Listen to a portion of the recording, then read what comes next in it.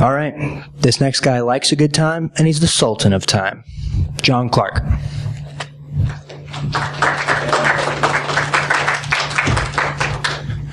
What's going on, everybody? My name's John Clark. I'm the president and CEO of Master Clock Incorporated. We are a St. Charles-based manufacturer of very, very accurate time and frequency products.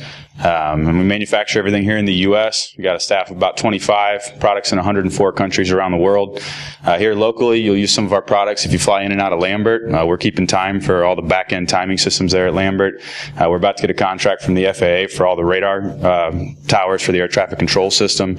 If you ever watch KMOV or listen to KMOX, those are our systems that are time-stamping the radio and video automation systems.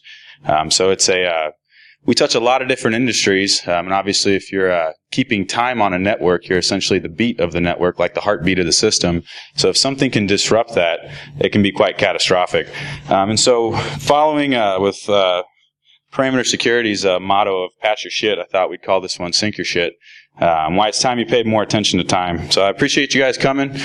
This talk was actually scheduled at 4 o'clock, but I got to fly out tonight, so they were kind enough to move it up. So what you will learn today, we'll talk about how precise time and frequency is integral to just about everything. Failure of time and frequency has significant impacts on modern infrastructure. There are ways to ensure security of time and frequency solutions. And then lastly, not all timing is legal. And we'll hope that you guys will walk away from here with an understanding of when is time considered legally traceable, why is it important, and what the role that it plays for a good security posture as well. So, like I said, about Master Clock, we help broadcasters make smooth programming transitions. So if you think about having remote facilities, we're going live to Portland, we're going live to Dallas. In order to get those two geographically disparate systems working in cahoots with each other, the time reference has to be the same. We'll help astronauts with timely launches. The picture here is from the Fucino Space Center over in Italy. We rebuilt the Kennedy Space Center countdown system a couple years ago, moved them into a networked world, and they were using 1960s technology to have stuff leave the atmosphere. And so we were able to take a fresh look at it, and now if it leaves the atmosphere, we probably have something to do with it. Help aviators arrive safely on time. You think about radar systems, they fire off a pulse, and they measure how long it takes to come back, and then they estimate distance based on that. So the more accurate your clock, the more accurate your radar picture can be. And then ensure network stability and security. So timestamping of data transfers for compliance and audit purposes. If you ever had to go back and try to do a security audit, you know how important timestamps are, so I won't go too far into that. So like I said, the focus areas, background and reasoning of traceable time, how's it delivered, how can it be impacted, both over the network as well as I'll talk about satellite sync and how much we follow GPS and other constellations. What's being funded for the future. We'll talk about a couple things that are, I guess, 3 things that are currently being funded by various folks and should be impacting our future here shortly. And we'll go from there. So arriving at our present time. So time, obviously, is an ancient art. We've been keeping it for a long time. The idea initially was just trying to keep sequences of your days. When is noon, at its apex. Sundials were used, just using the shadow to dictate as the sun moves around. You can use that to tell your time.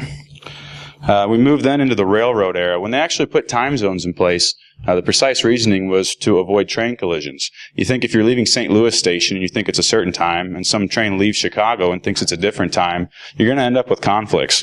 And so it was when they started launching the railroads that they realized we need to do something about this, and they actually introduced time zones. And the whole point was to save lives by making sure the stations themselves were synchronized, and the schedules were all the same across the system. So now we move into the Internet of Things. Just about every device that you've got is connected to this, whether it's your cell phone, your TV, nowadays your oven, your refrigerator. I mean, everything that's connected to the Internet of Things has to have an accurate time source in order to play a part in the system. Network time protocol right now is essentially what keeps the beat of the Internet. It's developed in 1985 by a guy named David Mills, and we would expect that a system that is using network time protocol to synchronize should be accurate to a given reference within thousandths of a second or milliseconds.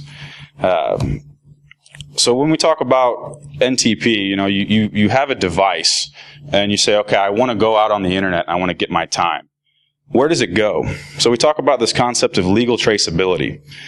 This means it's an unbroken chain of comparisons or calibrations between a measurement result and a reference standard. So that means you have to be able to know if you say this is what time it is, how do you know that? It's the old saying, a man with one clock knows what time it is, a man with two has no idea.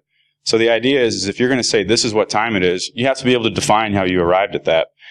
So this concept covers that. And so at each step, as you're tracking what time you think it is, you have to show how you arrived at that from your reference, any considerations that could affect your estimation of what time it is.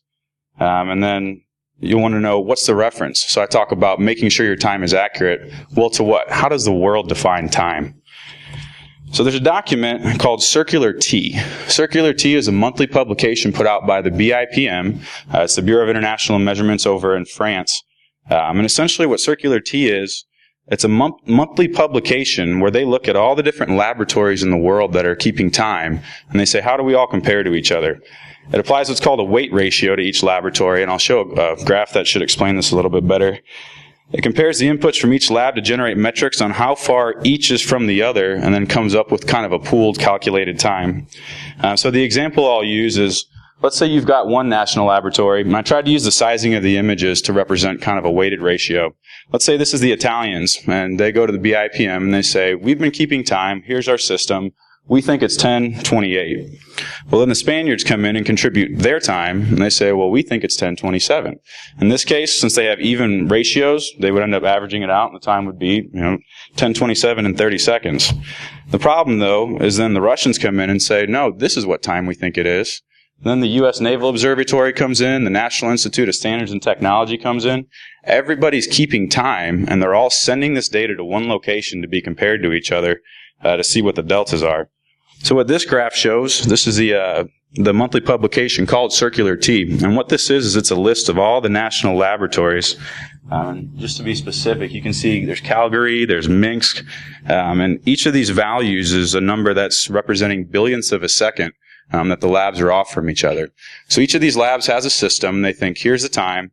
This compares it and says, all right, you guys in Spain, this is how far you are off from the average. You guys in Argentina, this is how far you are off from the average. And then they end up correcting that time, and that weighted average becomes what's called UTC, or Universal Coordinated Time. And so it's almost kind of ironic that the best we've got right now to define a global standard of time is updated once a month. And so there's huge opportunities for a little bit more political cooperation, because if we can't even agree on what time it is, then we've got bigger problems. So the next chart, this shows in the U.S. there are two laboratories that contribute to UTC. One is NIST out in Boulder. The other is the U.S. Naval Observatory. And what this graph is showing is over a 4-year period, it's showing the deviation between the two. And over 4 years, they had a drift of about 5 billionths of a second against each other. So we're getting pretty good at keeping time with these systems. And the U.S. systems actually contribute more than any other country to the estimation of what time it is. So one of the things you get into, though, is we talk about, well, what time is it? Well, you've got NIST, which is the civilian public-facing side of it, and then you've got the U.S. Naval Observatory, which is the military side. And even those guys have different time references. When we're talking about using the internet, and we're talking about thousandths of a second, it may not be as impactful. But if we start moving into autonomous vehicles and other types of automation, we really need to get these tolerances tight and make sure everybody's working on the same system. Which is what we'll kind of get into a little bit next. So we talk about legally traceable time. The idea is if I say this is the time, I have to be able to show how that time relates to what time NIST says it is. How did I take this as a reference point and arrive at this outcome? And what I wanted to do is just go ahead and pull up a quick video. Oh, I guess we don't have connection to the internet, so that's going to be a bummer. Essentially what the video was there's a court case in Texas where they had video surveillance imagery of somebody in a parking lot. The prosecutors were trying to accuse this man of essentially raping somebody.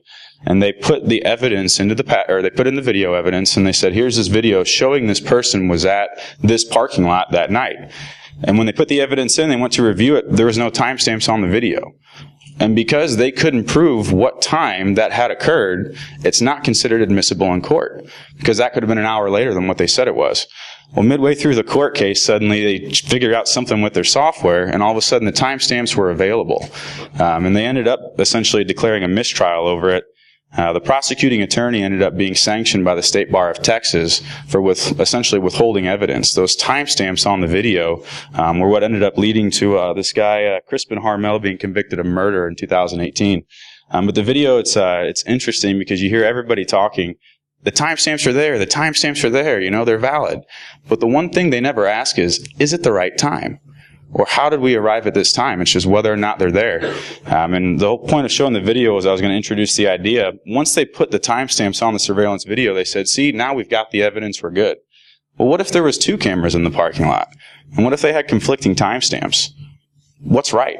You know, what's the real time and how do you define that? So when you get into the legal world, in order for this stuff to be used as evidence, you have to prove legal traceability to a given reference, which in this case would be the National Institute of Standards and Technology out of Boulder. So I'll make that video be available online. It's pretty cool. It's about 3 minutes. You should check it out. So now we talk about, you've got a time reference at the National Institute of Standards and Technology. You've got a client computer. You're pointing to their server, and you're getting time updates. What can happen to disrupt that? Or what can happen within the network time protocol that can challenge your ability to deliver timing with integrity? One of them is a distributed denial of service attack. So it's basically, let's say you've got your server up at NIST, and you've got somebody next door and you want to screw up their timing. You can essentially send a message to the network time protocol server, and you can use what's called a mon list command or a mon get list command. Essentially what this does to these servers, if they're not configured appropriately, which it turns out a lot of them aren't, it asks the server, it says, okay, the mon list command will report the last 600 IP addresses that connected to the server.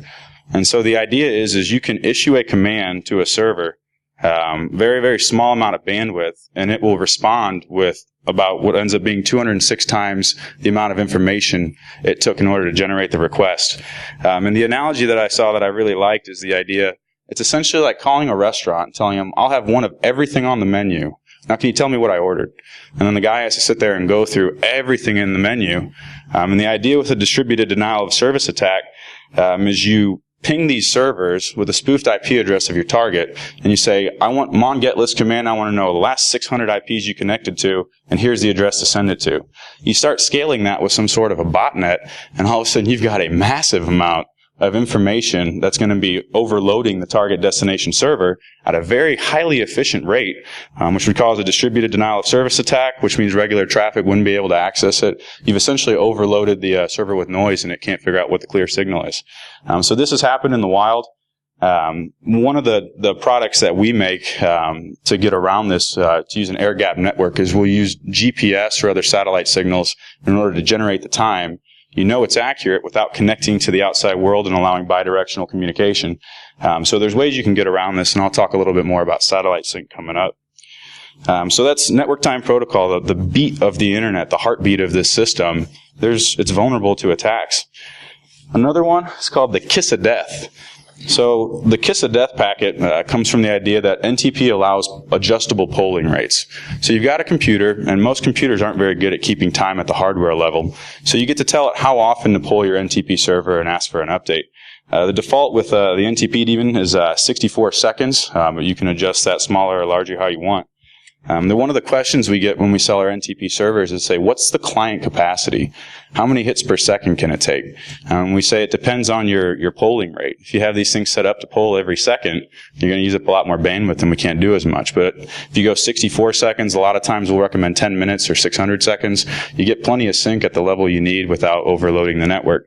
Well, what the kiss of death packet does is if a client starts requesting too many times in any given period, the server will send it what's called a kiss of death, and it says, for this amount of given time, you don't ask me what time it is anymore. You've been asking too much, you need to chill out.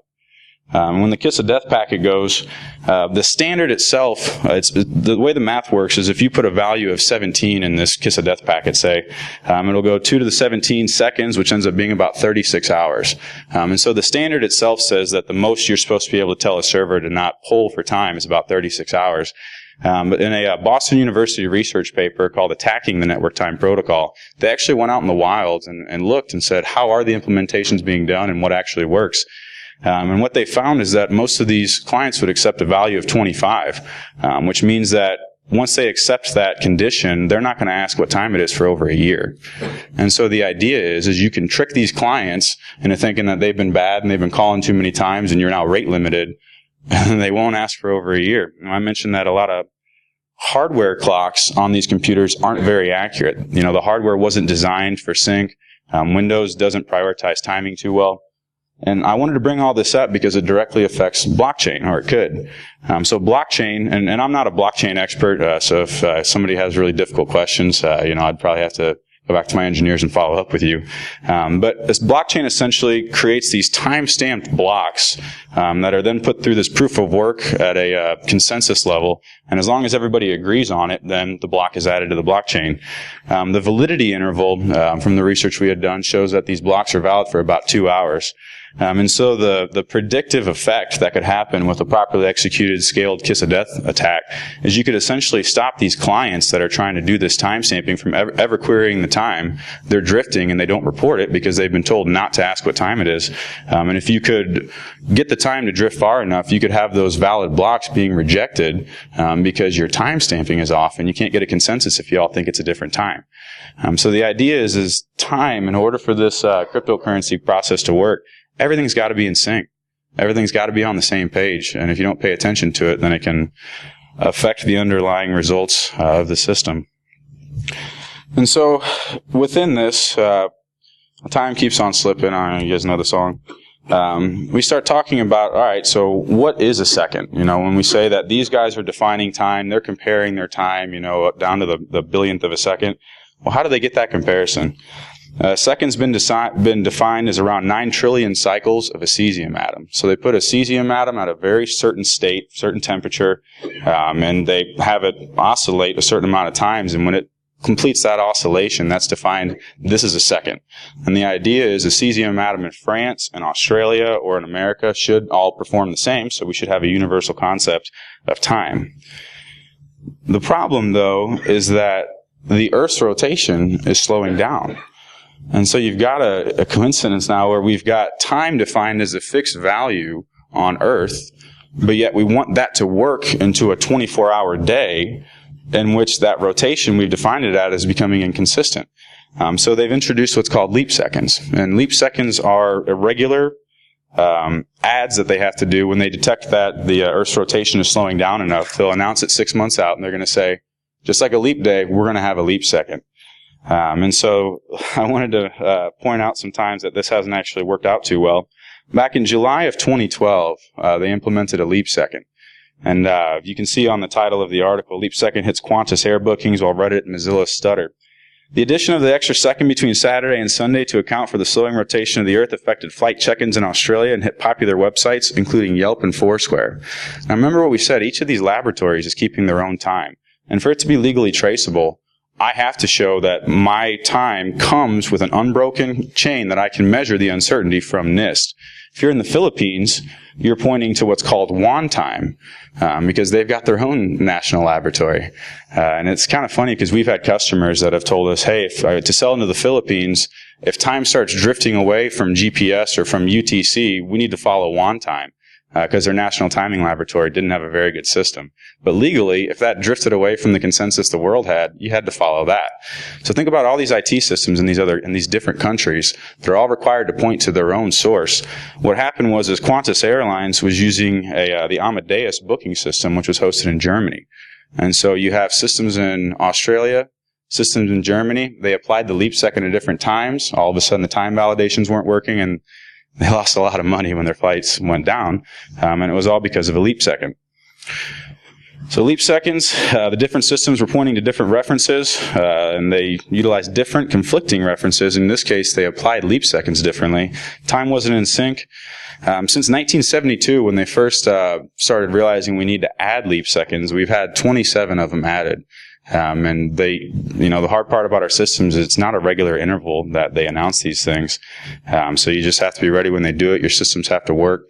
It can be kind of a pain. So I was a guy named Jeff Sherman at NIST who's an expert in this stuff. At one of his presentations, he said, the good thing about having a standard is that there's so many of them. And it's really true. When we talk about how do we keep time, how do we apply leap seconds, Google has their own way of doing it.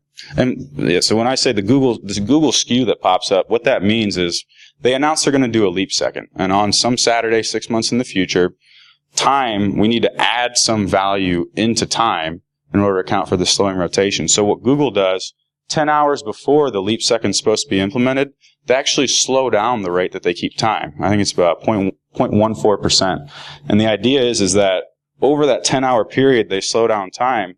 When the leap second hits, it's already accounted for about half of it. And then it accounts for the other half of it in the next 10 hours, with the prediction that the most a client should be off is by half a second.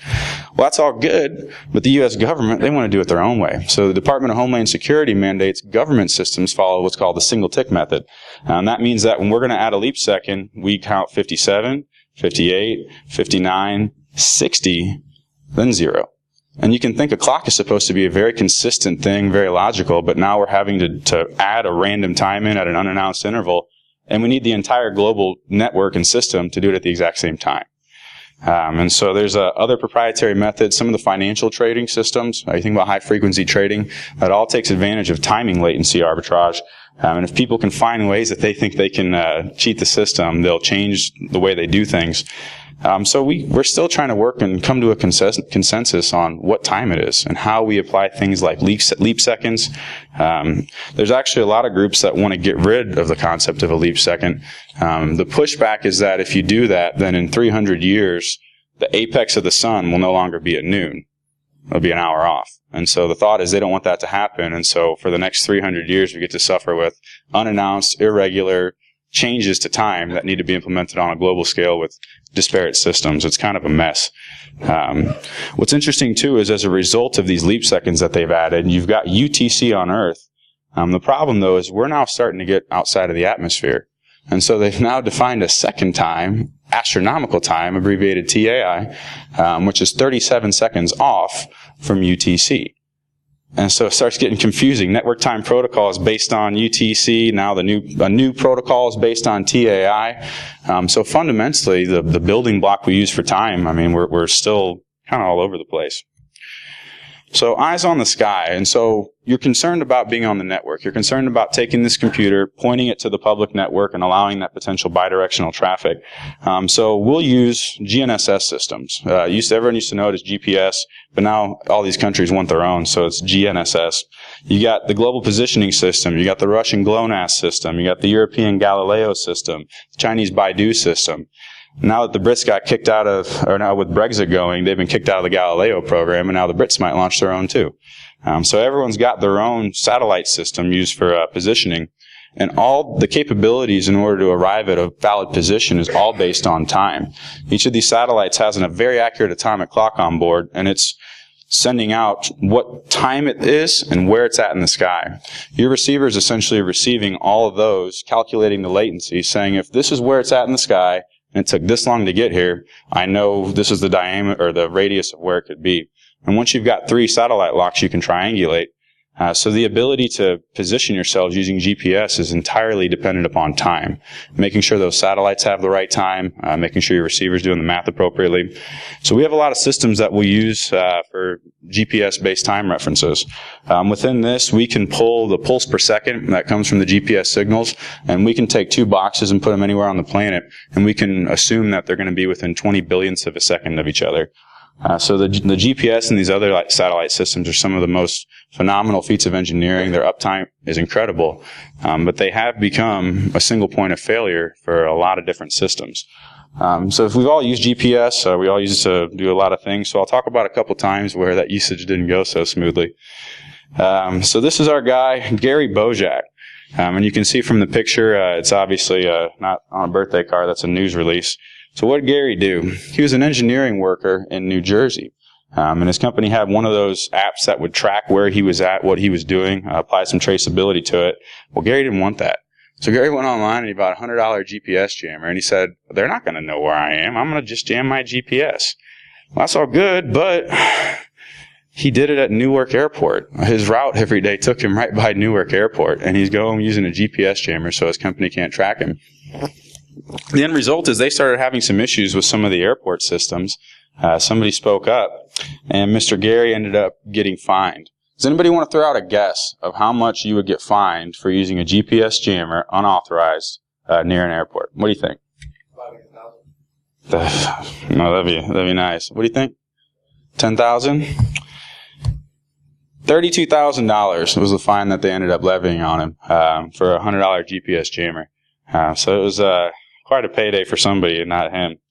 So that's one example. This is an unintended consequence of a guy just trying to spoof his employer a little bit. The result is he's putting air traffic control in danger. So that's not very good. We don't like that. This is just an amateur guy using a $100 jammer. What happens if you start getting professional about it? So this was the Skymagic drone show was taking place in Hong Kong. You guys have seen these drone shows that Intel will do. Well, they'll take 100 drones up and they'll make a picture of a flower and then they'll spell somebody's name and, do whatever. They were doing one of those in Hong Kong. It was a company called Skymagic. They had about 100 drones in the air. Suddenly, when they were in the middle of something went wrong. And 40 of the drones ended up just dropping out of the sky on the spot. And it turns out when they went back and did some forensics, did some investigations, there was a GPS jammer, a very strong one that was happening in the area, hit the drone suddenly, and they lost temporal awareness. They didn't know where they were anymore. They were programmed that if something went wrong, you go home. This is the point you're going to go. Everything's going to be good. But you got to know where you're at before you figure out where you're going to go. And if the drones don't know where they're at, they literally just dropped out of the sky. And so you imagine 40 of these drones suddenly dropping out of the sky. Any estimates on what the collateral damage was to things on the ground? Sir, what do you think? Try a little bit higher. What do you think? A little bit lower. So the ending result was $127,000 US in damage. So again, they still don't know who did that. But we saw our guy Gary with $100 could disrupt an airport. Now somebody just came in and caused 6 figures worth of damage. This could have been another $100 device. We don't know. And that's what's scary about it. So you look, first we had the amateur guy trying to, get around his employment. Now we've got a pretty public spectacle that should be kind of scary. Let's talk about I had another slide I was going to use here. If you guys look up what's going on, they were doing some drills in the Baltics in Norway just recently, and there's a lot of reports of the Russians jamming the GPS. You think about our ability to deliver a precision-guided bomb somewhere. If it doesn't have GPS, it's not going to get there. And so our adversaries and other folks around the world are very interested in finding out how can we disrupt the integrity of the timing systems. And so one example, and this is actually from June 9th and 10th of this year, and it's actually still being affected. Did anybody fly out Monday or Tuesday and have a flight delayed?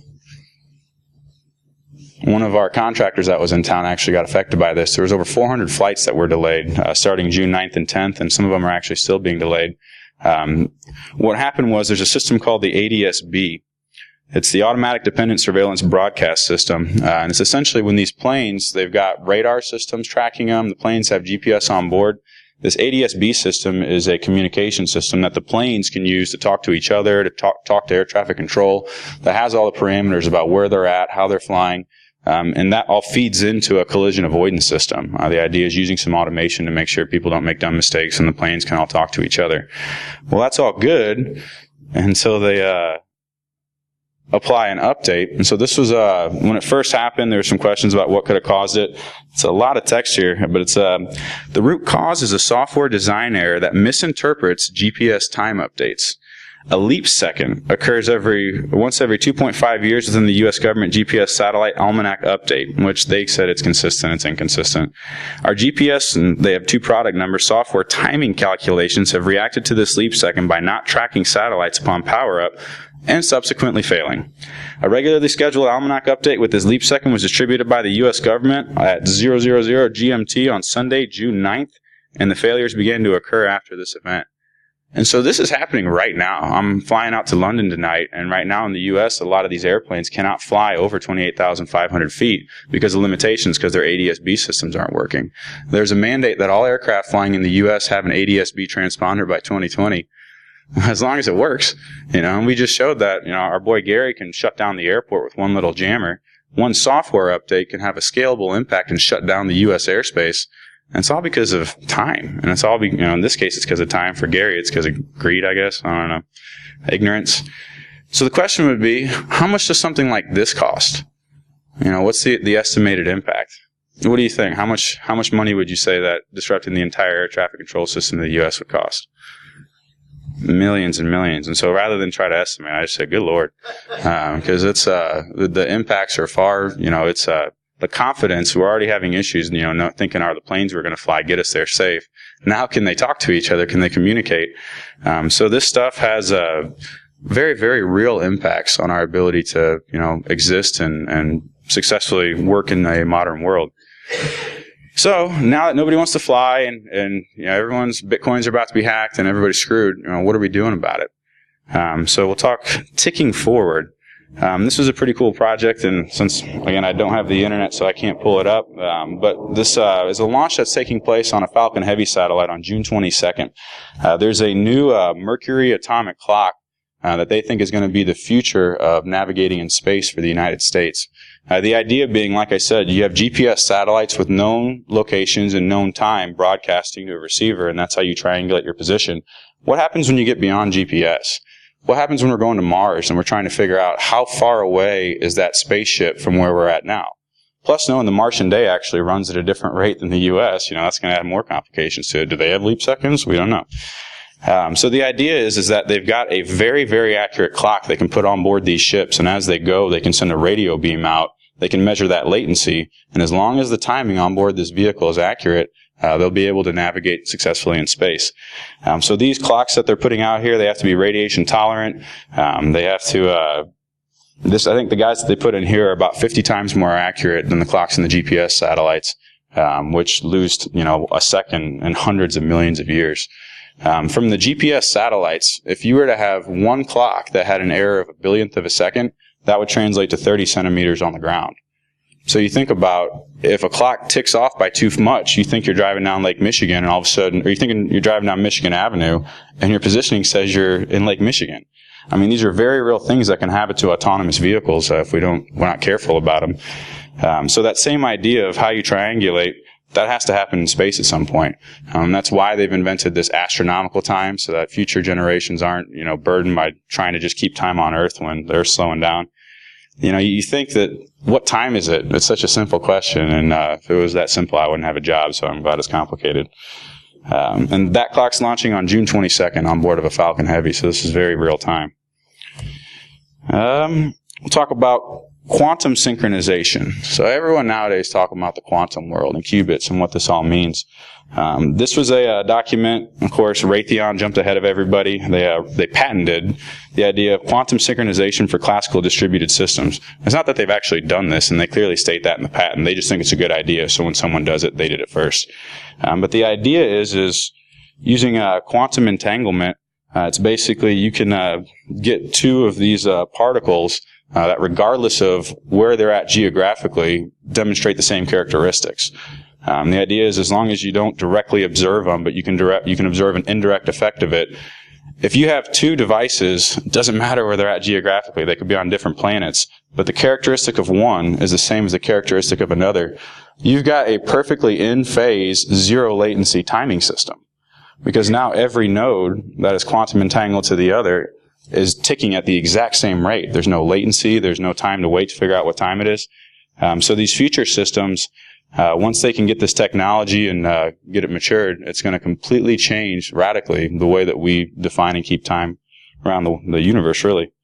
So it's going to be interesting once we get there.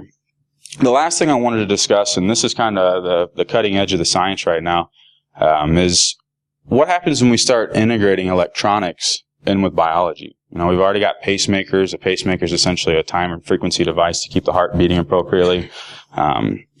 There's some pretty interesting text that I found, a paper called Functional Synchronization, the Emergence of Coordinated Activity in Human Systems.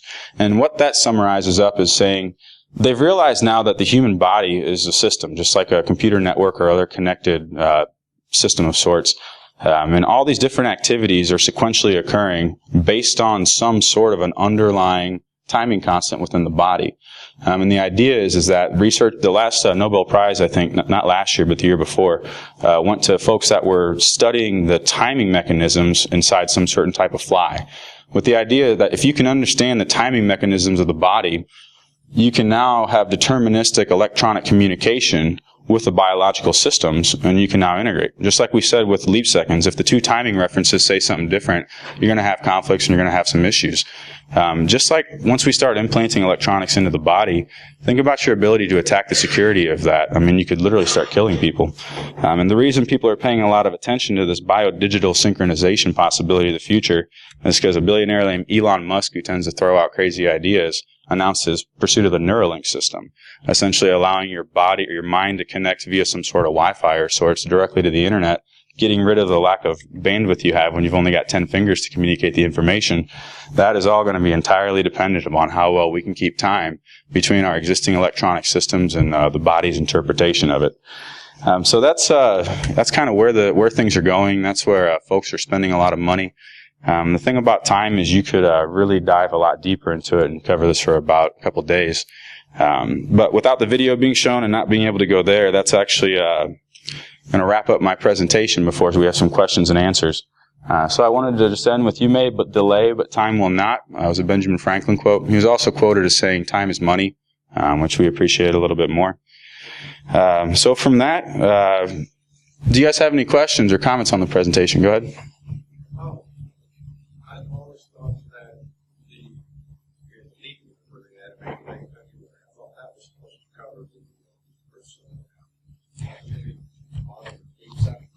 I think they just got more granular. You know, back in the day when they were doing leap seconds, what type of systems did we have and what was the need for accurate timing?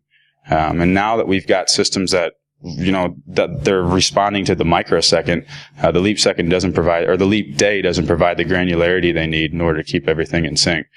You know, and there's it can cause some problems. And so some of the top minds in the world are saying, just deal with it. You know, in 300 years, we'll have a whole different set of problems. But that's, like I said, it almost becomes politics at that point. The UK wants to make sure Greenwich Mean Time stays Greenwich Mean Time. And so they're all going back and forth.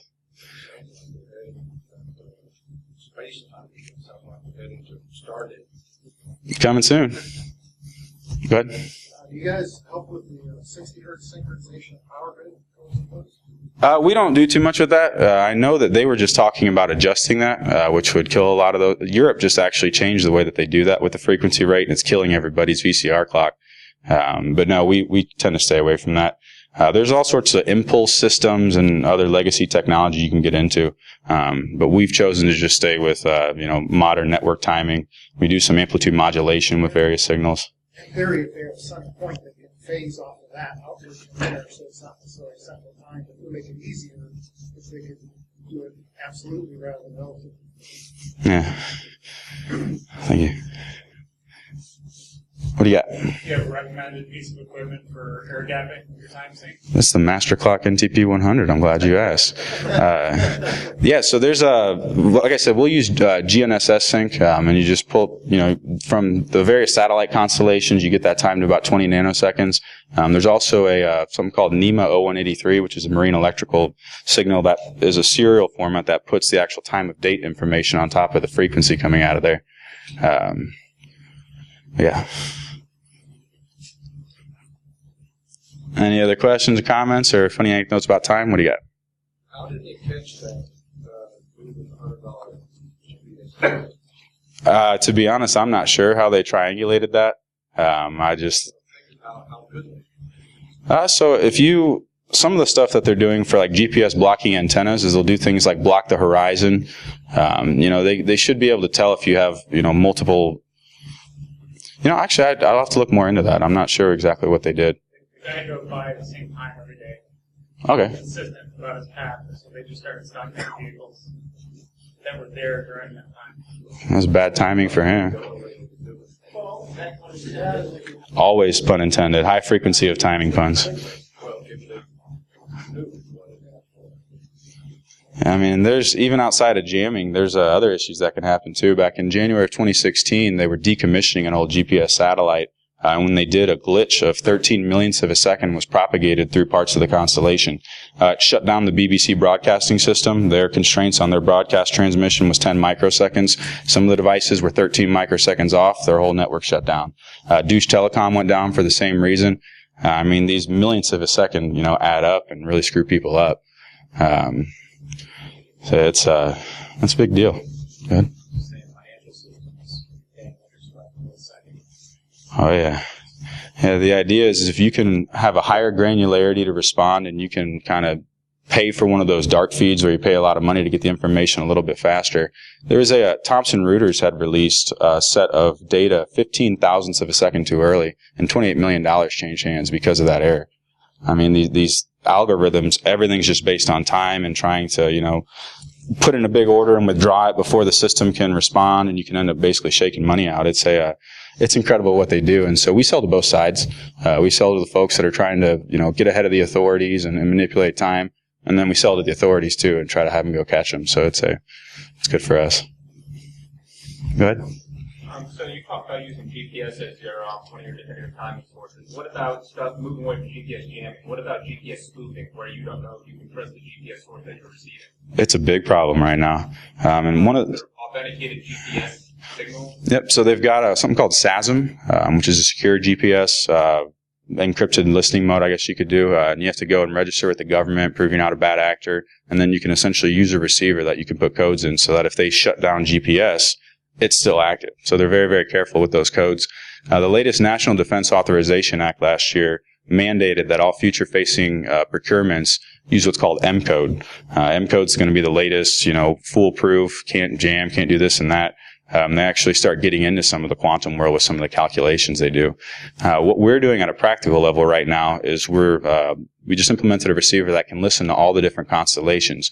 We use what's called receiver autonomous integrity monitoring that looks at GPS, looks at Galileo, looks at Baidu, and compares them. And if one's being jammed or spoofed, it can use the others to throw that out as an outlier.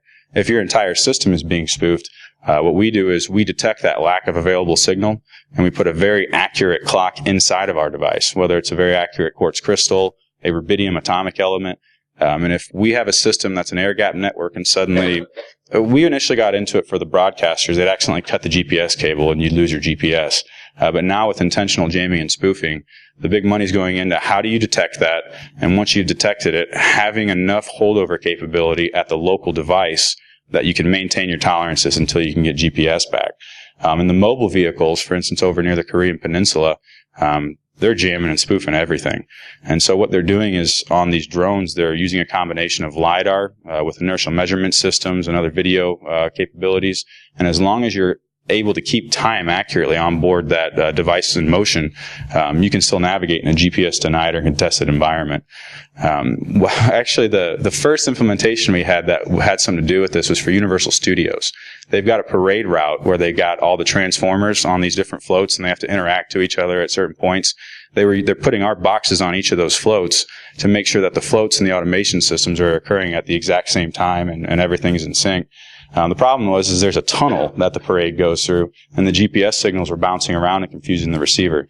So we set our receiver with a limit that it'll only take certain adjustments up to a millisecond per second. So if somebody comes in and starts spoofing us at a rate beyond what we consider acceptable, we just throw it out and use our internal timing. But it was kind of ironic that the implementation we did to help Universal Studios run their parades is relevant to the military. So it put us in a good position. Any other questions or comments? All right, folks. We'll end in about 9 minutes early, so that's free time for me. I hope you guys enjoy it. If you guys have any questions, we're masterclock.com. About us. How did I get up here? I'm a young guy. I'm actually a second generation. My parents founded the company out of our garage in 1994, and then now my mom and I are running it. We got 2013 St. Charles Employer of the Year, 2014 Missouri Exporter of the Year. 2016, we got an award from the Obama administration for our exports. It's nice. We make all this stuff over here in St. Charles. We got our own pick and place machines. We're still building hardware here. We do all of our own coding. So it's not, being mass produced somewhere else. So we really have to dig down into the science. And we're relied on to do everything from make sure you guys can fly out safely to make sure you can get time accurately on your cell phone. We're happy to do what we do. We have a good time with it. And a little bit about me. I'm president and CEO. I've been working with the company since I could walk and was cheap labor. We're members of the Institute of Navigation. There's a group called the Precise Time and Timing Interval Committee where we get together and talk about time and time intervals, and it's a great time. I'm probably the dumbest person on there. It's a lot of cool people. And then St. Louis Makes, we're trying to bring manufacturing back. So there's a good group called St. Louis Makes. They do factory tours.